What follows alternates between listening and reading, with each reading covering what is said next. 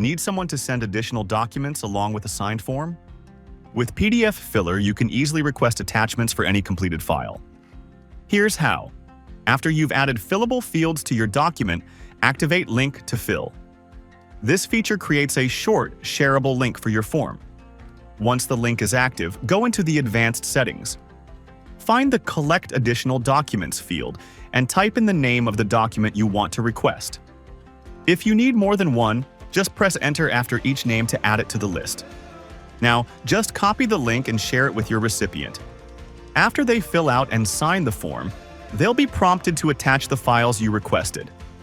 All they have to do is click Attach and upload the file.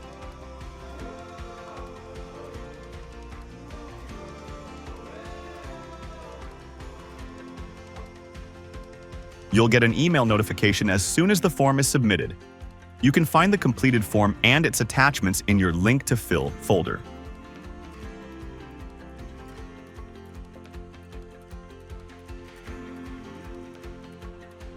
From there, you can download the submitted form and all of its attachments together in a single zip file.